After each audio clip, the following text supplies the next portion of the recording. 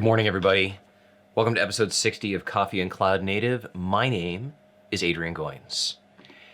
Every night, I and my army of broken teleprompters don't work. Why doesn't the teleprompter work? Oh, sad. I have to make it up now. Every night, I and my army of bots scour the internet for news and content related to Kubernetes and Cloud Native, and you would think that after 59 shows, I would remember this part, but I change it every day. So it's a curated list of content. I go through around 200 submissions, and I pick 10 or so for the next day's show, sometimes more, sometimes less, and I'm super excited to share these things with you. They're tools that I would use, do use, might use, could use, want to use, don't have time to use, think are cool. No, the phone's right here. See, here it is. Here it is. But for some reason, the button that controls it isn't working. It's very sad. I'll close the teleprompter. I don't need the teleprompter, do I? Do I need the teleprompter? Tell me in the chat, do I need the teleprompter? Well, whatever. It doesn't matter because it's not working. We'll put it back up there anyway, just so I can be annoyed by it. Yeah, so so here we are. This is episode 60. Today's Friday. I got my coffee. I see we're having a conversation in the chat about whether or not it's morning. So good afternoon, good evening, good day. Buenas tardes. Buenos dias. Buenos slurpus. Okay. What day is today? It's Giveaway Friday. Woo, fireworks, yay. Giveaway Friday means that if we hit 50 viewers collectively between YouTube and Twitch, I will kick off a giveaway in the live chat in Discord. If you're not in there, just pay attention to this thing that's scrolling across the bottom of the screen, and that'll tell you a link in a moment of where you can go and join Discord. Join live chat, but yeah, that's basically it. We get 50 viewers. I kick off a giveaway. Everybody says, yeah, I want to participate by clicking the little thingy there. And then 5 minutes later, the bot will randomly pick somebody. And what will you win? What will you win? You will win this, which I'm super excited that today is on sale because I'm a cheap person. This is one of the top Kubernetes courses on Udemy. And this is what we're giving away for the month of October. So you'll have an opportunity to win this. And even if you don't need this, but you know somebody who does, feel free to join the giveaway, and then you can just tell me who you want to send it to after the show if you win. Okay. Let's move on. Who do we have in the chat? Hey, congratulations, Duck. You just leveled up. Where the hell did my mouse go? There it is. Good morning, Nuno. I'm going to say good morning. Duck says he's a friend now. All of you are friends. I don't know why I made friend level 5. I think just to try and encourage people to chat and talk and stuff like that. We should figure out other roles that people get. At friend level in the live chat, you get access to the voice channels that we don't use. But I want to use them. I want to kind of have an earpiece in my ear and maybe get people to be like, Adrian, Nuno can try and distract me. I don't know. We'll see. Apparently we're at 31. So good morning, Ian, Khalik, hello. Wifebot, Code All the Things, Bala, Frank from Germany. Of course, it's not morning in Germany. Well, thank you all for joining. It's nice to have you here. Ooh, friend. Nice gif, Nuno. Talos is back, but not with Talos. Talos is back with Sidero. Sidero is... Oh, apparently this doesn't scroll because that's all that it is. I'm like, scroll's not working. Sidero combines Talos's secure Kubernetes operating system with ClusterAPI. And I actually came across this because they had a CNCF webinar where they did an entire presentation for an hour on using ClusterAPI from Sidero to deploy downstream Talos clusters. One of the problems it's not a problem, but one of the challenges that Talos is working to overcome is the chicken and egg thing. you want to deploy something that's immutable, but you need to be able to configure it so that it deploys with the immutable configuration that you want it to have. So how do you do that? We talked about when I had them on a call with me, helping me build my test cluster here. We talked about, can you use something like Cloud Init? And they had reasons for not using that. And they have some strategies about how they want to do this. And I had no idea that they have this thing called Sidero. Also open source, inventory management, certified Kubernetes, and the driver for this, or the controller, I forget what the word is that they call it, is actually built into ClusterAPI. So they've been busy out there building stuff. So if we go to installation, there we go. Sidero is included as a default infrastructure provider in ClusterCTL. Very nice. I find myself very sad that I don't have bare metal infrastructure onto which I can deploy this. And it doesn't really have to be bare metal. Like, you can deploy Talos into AWS or anywhere else. I can't deploy it into Proxmox, which is super, super annoying because Proxmox is KVM and QEMU are effectively the same thing. It's just that Proxmox doesn't have any way to like import appliances, or like there's not something in here that I can use to deploy VMs inside of Proxmox. And that's fine. That's just because there's not. Like, there's nothing that says that. I'm sure that they operate similar to lots of other companies, which is if there's enough demand for it, then we'll actually build it. So I don't represent enough demand, and I'm totally cool with that, but it's just frustrating. And it's not even a Talos problem. There's other things that I've tried to deploy inside of Proxmox where it's like you have to create a prox. Oh, what was it? It was a Micro OS or Kubik from SUSE, another immutable infrastructure style Kubernetes operating system thing. And I had to build a Proxmox VM and then delete its hard drive and then swap in the ISO or the image that came from Micro OS or whatever it was, and then boot the thing back up again. It's just a terrible way to do stuff. So Proxmox, if you're watching, come on. There's got to be a better way. Swapping out hard drives is not how you build stuff in 2020. They don't watch the show.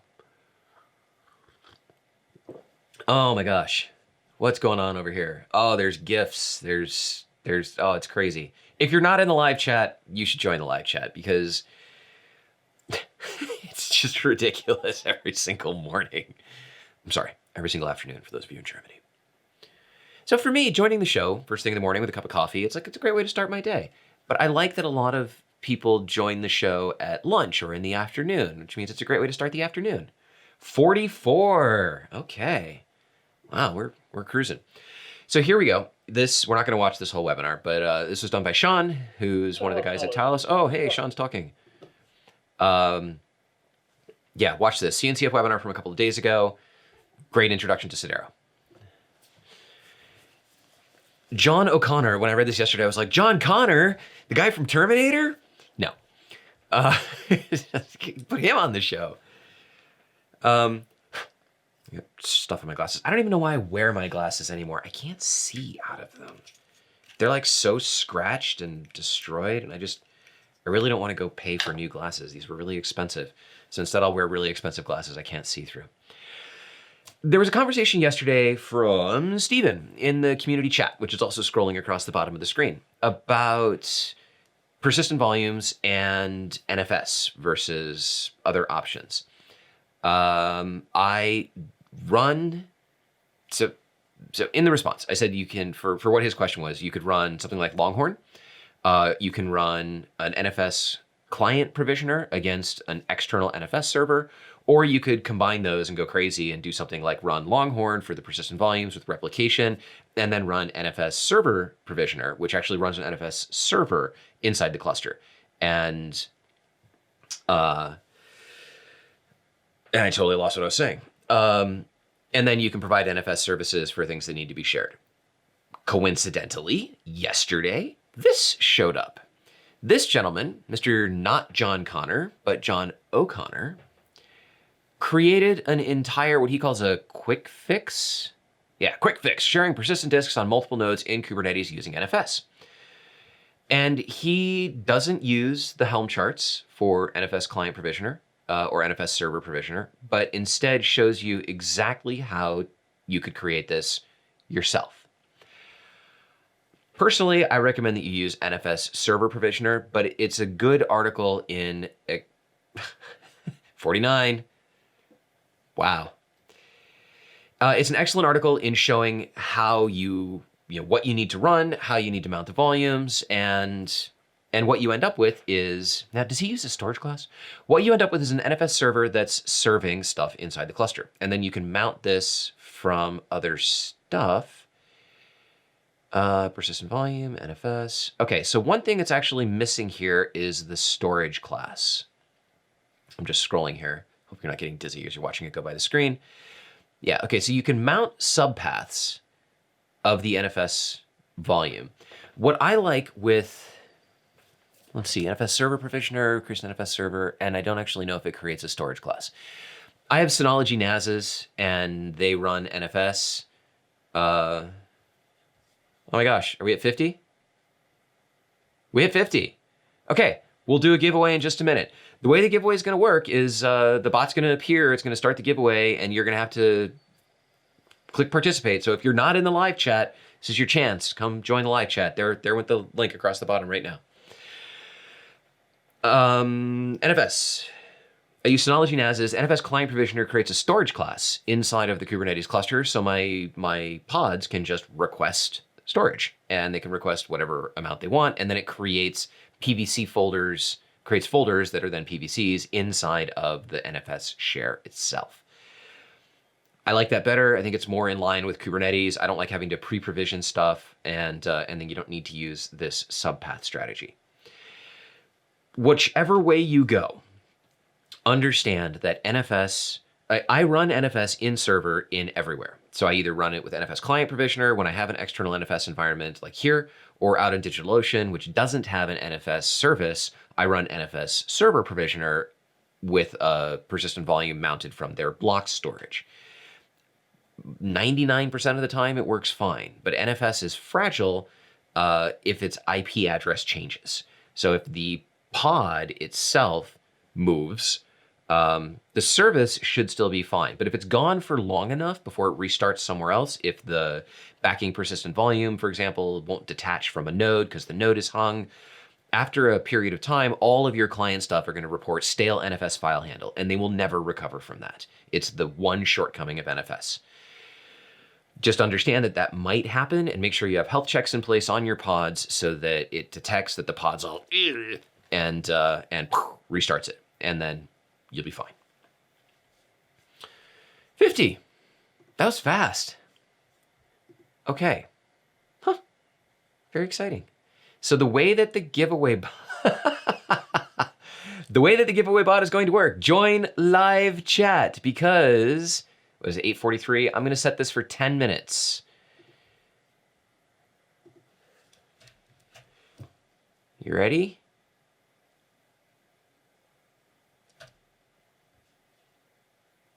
Whoops. Hang on a second. It didn't like my command. Oh, because it's supposed to be a... Okay, hang on. Whoops. Wait for it. I had this all queued up so I could just press a button, but it didn't like that. Brett Fisher and none. Let's try this. Okay. Is it there? Yay, it's there. All right, I'm gonna pin that. And all you have to do is just go and click the little ta-da icon at the bottom to be enrolled in the giveaway. How the hell do I pin? Oh, it's because it's half off the screen. That's why. Pin. Pin. Pin. All right, it is pinned. Join the live chat. Indicate your intent to participate. And in 9 minutes, well, in 9 minutes, somebody will win. Let's move on. This book is available, allegedly, just came out, Kubeflow for machine learning. I'm going to buy this. Because, did I tell you my Data IQ story? I had Data IQ, Data IQ. I had them on the show a couple of times because they have a really, really cool platform for building machine learning models, and they have this whole academy that trains you how to use it. And I built some ML models for using with the bots, not for this show, but for some stuff that I do for Rancher, and doing natural language processing, and it's amazing. Basically going through and pulling out everything that's a question out of Slack, and then based on how I've trained it, surfacing good questions as candidates for us to pick and choose and answer live, which I never got around to doing, but it's still on the table. The problem with the Data IQ model is that I have to run this manually. I have to export a CSV, load it in, run it, and then export a CSV from the model, and then actually process that with something. And they have API functionality. I mean, come on, it's modern, right? Well, they have API functionality in the most expensive paid tier of Data IQ. That thing. I don't know why. Whatever. That thing. And so after a month and a half of chasing down their salespeople being like, just tell me what this costs. Like, I need to know if this is even within the range of something that I can get Rancher to buy for what I'm using it for. Like, is it $100? Is it $1,000? And I finally got them to come back and say, if you want API access, you're looking at a low six figures. I'm like, what? Like $100,000 for my little natural language processing Slack model? No, I'm sorry. I'm not even going to propose that. And if you watched my Edge conference show, there was a jab at a company whose machine learning software costs $100,000 to do anything useful. It definitely was not a jab at Data IQ. So I have to figure out how to do something else with machine learning. And so I want to look at TensorFlow, I want to look at Kubeflow, I'm not really sure what I need to look at, but this book looked like it was a great place to start. So this just came out. I prefer learning from books that are current and not from books that have been out for a while because the technology changes so rapidly. And yeah, so here you go. Although I just noticed that it says it assumes you either understand how to train models locally or are working with someone who does. If neither is true, then this is the wrong book for you. So maybe I'll start with a different book. Machine learning, man, like we've all got to learn it. Not because we're machines. 6 minutes and 20 seconds for the giveaway. We have 20 people who are interested in winning. Very exciting. Can't pin all the things. Nice. Svelin says one can't participate with the mobile version of Discord. Really? That can't possibly be true. Where's my phone? Oh. Mobile version of... Okay, somebody figure that out. You should... Yeah, you should. You should just be able to... Oh, okay, we figured it out. Why? All of you are so far ahead of me. Okay. All right. Looking at the chat. Do we know if the authors are the maintainers of what? Shipwreck. Oh, if the authors are the maintainers of Kubeflow. No, but go look this up. And tell us. Let's move on. Hubble. I almost put this on the show a little while ago, and then I don't actually know why I didn't, but I checked in the show notes, and it wasn't there. Ken says, I'm so far ahead, I'm watching this episode tomorrow right now. So I posted in Discord last night that I think I'm going to tear down my DigitalOcean hosted Kubernetes cluster and build out just a regular fully managed Kubernetes, fully managed by myself, Kubernetes cluster on DO because I want access to etcd. Mostly because I want to play with this. DigitalOcean's Kubernetes service uses Cilium, which is great. Hubble, I have the GitHub repo up because they have some really nice images here. Hubble does all sorts of stuff related to, because it's Cilium and eBPF, they could do a better job of figuring out who's talking to what and surface lots of more interesting metrics. And some examples, like What's the rate of 500 or 400 HTTP response codes for a particular service or across all clusters? What's the 95th and 99th percentile latency between HTTP requests and responses? Which services are performing the worst? And we can do this without having a service mesh. Not that, I mean, if you have a service mesh, you can get some of this information as well, but it'd be great to be able to just get this info no matter what. Which services had connections blocked due to network policy? Ooh, that's interesting. What has been accessed from outside the cluster? What resolved a particular DNS name? Data porn. I love data porn. I looked at deploying this in the DigitalOcean cluster, and I can't. Or I might be able to, but it's not super clear because they have a managed etcd solution. Look at these beautiful graphs and picture things and network policy stuff and so on. And so it just makes all of this stuff happen for you. And it's wonderful. They have wonderful documentation. And when we look at installing this, getting started guides.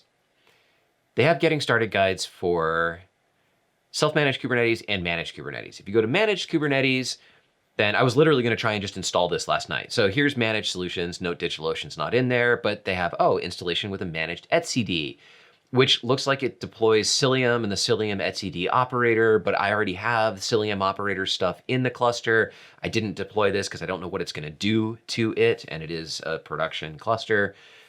So yeah, like honestly, the benefit that I get from DigitalOcean managing the control plane is questionable at best, but it's free. But it's a single node, it's a single master, there's no HA, and if it goes down, they have like a 72-hour response time to support requests. So I think I'm going to do that, and then I think I'm going to use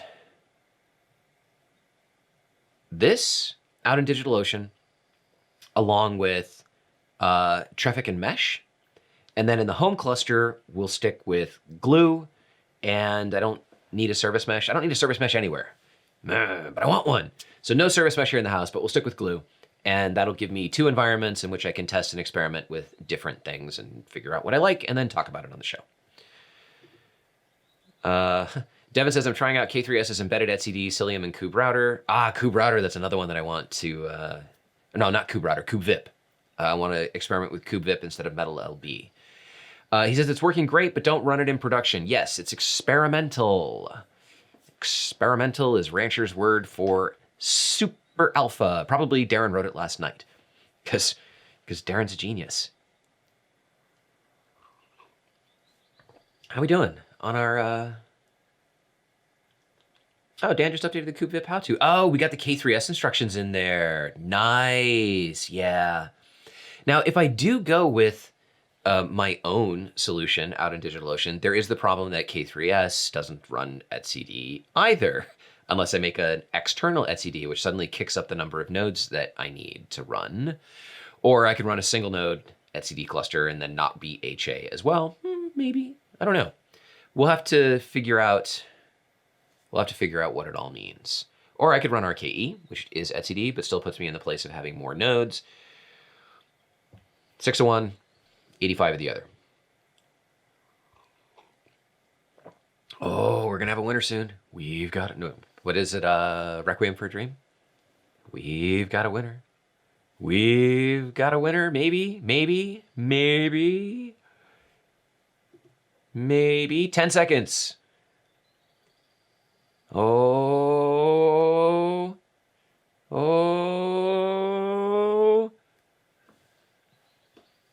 Come on. Who do we get? Duck! Congratulations! Very nice. Awesome. Cool. Okay, so reach out to me, and I'll just need a direct email address for you, and I will send you the course. Congratulations. Thank you to all of you who are watching live, those of you who joined the chat, those of you who wanted to participate. We do this every Friday. And in a month of October, this is what we're giving away. So that means we've got one more of these next Friday on the 30th. And then we'll give away something else maybe in November. If you join the community site, which is also scrolling across the bottom of the screen, there will be a poll of what we should give away for November. So I'll kick that off today. You'll have 7 days to vote, and then, yeah, then that's what we'll give away next month. Yay! I was talking about Cilium. Mariner popped up last night. We were talking about service mesh a moment ago. Let me talk about service mesh. Service mesh, as Shipwreck will tell you, is a concept. It's not really a thing. A lot of service meshes use Envoy. But what if you wanted Envoy functionality without having a whole service mesh? Well, here's Mariner. Mariner is an Envoy control plane that runs in a pod, allows you to create Envoy configurations as CRDs, and then deploy them to your cluster. This is a project coming out of Red Hat, so pay attention, because pretty much everything that comes out of Red Hat works. So they describe their needs for it at 3 scale, and then they have wonderful documentation on how to deploy this. So it's just an Envoy control plane, allows you to do things like TLS offloading or anything else that you want to do with an Envoy sidecar. Works via annotations, so you can control what gets a sidecar and what doesn't, unlike a service mesh, which applies at the namespace level. And yeah, there you go. It's kind of like a roll your own service mesh, easy style.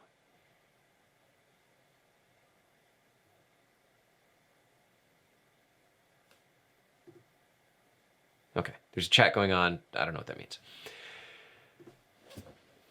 I probably should have done this with the Kubeflow thing. Tiny machine learning. If you watched my Edge conference presentation, I talked about a thing called microtensor that takes TensorFlow models and then converts them into a CPP and HPP file that you can compile for pushing into embedded systems.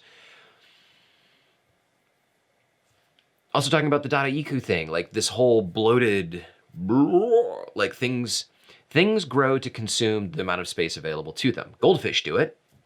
When I first bought a Creative Labs, the people that made the sound card, they had an MP3 player back in the day. And I bought one that had like 100 gigs of storage.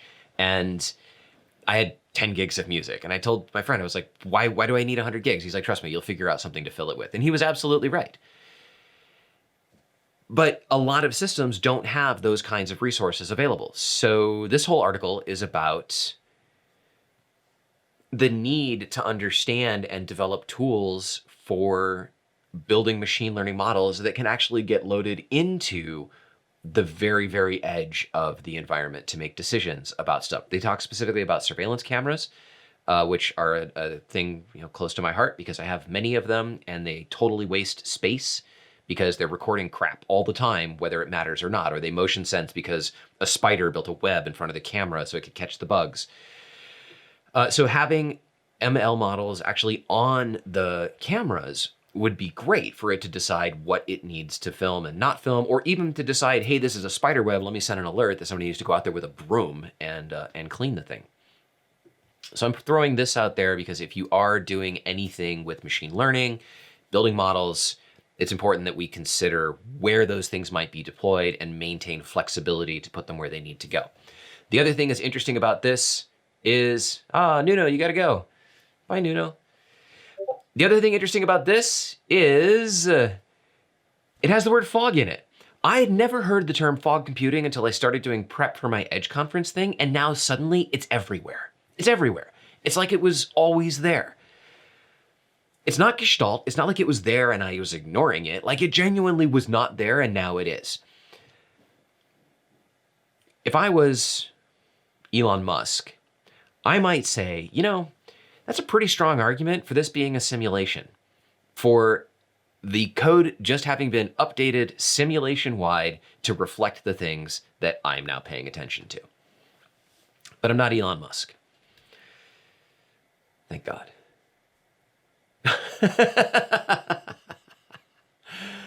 Wow, it's 9 o'clock. Okay, well, we got 2 more things. One of them is another secret synchronization tool. These are also showing up all over the place like weeds. They each do different things. We had one on from GoDaddy a few days ago. This one only works with AWS Secrets Manager. And I'm putting it on, not because I think it's any better than any of the others, but because they have a different strategy for doing stuff. So that's helpful. You can look at it and decide if that strategy is more in line with how you want to do things. But also because things that focus and specialize on one thing tend to do that thing better. If you have to write code that speaks different protocols and is flexible to do lots of different things, then it's not going to do any one thing as well as something like this. So while I don't use AWS Secrets Manager, I'm putting this out there because those of you who do, who want to pull secrets into your environments and make sure that they're updated and limit the amount of chatty traffic and so on and so forth, here you go. And now for the tool of the day. I saw something about my mom go by in the chat. Is my mom coming out with something? My mom's coming out with a service mesh. We all know that. I can't find it now. Tool of the day. Tool of the day. Tool of the day is something that I hadn't thought of before. If you use GitOps, or if you use anything like Customize or anything like that, Customize, for example, will create a new config map for any time you change the config map. By default, it creates indexed config maps. So when you change that, it creates a new one with a new name, and then it does a rolling update of all of your resources. Well, Kubernetes doesn't know that you're no longer using that config map, the old one. So it's possible that over time, you could just end up with a bunch of crufty resources standing around that are just being crufty. This solves that problem. This runs as a loop and figures out, oh, okay, what's no longer in Git, and then what do I need to, you can't see my mouse, what do I need to delete, and then deletes it from the cluster, and then it gets garbage collected. You can run it, it's just a standalone thing. You can run it as part of your CI pipeline. That's, I think, how they intend for it to be run, or you can just run it locally as it's basically it's an intelligent shell script. And you can have it, exclude namespaces, or you can control what it's looking for, and then it will tell you the things that need to be deleted. And then so you can pipe that output to kubectl delete, and there you go. Less cruft. Of course, because you're actually deleting things, make sure that you run it in a dry run mode and test it before you go and nuke your cluster. The author of the tool wants you to know that he's not responsible for any cluster nuking that happens unintentionally. Wow, it seems that on Friday, everybody has to actually go to work. I'm gonna run a poll in the community site that asks whether you want me to end the show on time. Well, okay, so that's it for today. If you like what you saw, please give the video a thumbs up, click like, follow, subscribe, smash the like button, do all of the stuff that tells all of the computers that what I'm doing is useful to you and your friends, and it will share them and more people will come. Join the community site, community.cncn.io. It's totally free. Members of the community site get access to video replays and all of the links a day before the rest of the internet, so that's cool, right? And there's more stuff coming and happening over there. It's where the conversation continues after the stream ends. I still don't have a teleprompter. I don't remember what the rest of my stuff says. Something about if you like to see, if there's something that you would like me to talk about on the show, I'm all over the place. Hit me up, let me know. A lot of you do that, and I really appreciate it. It makes the show more valuable and makes sure that I'm talking about the things that are interesting to you. Thank you so much for watching. Thank you for staying late, as usual. What do we decide our new slogan is? Stay caffeinative. We need that on a t-shirt, right? Stay caffeinative, people. I'll see you in the next show.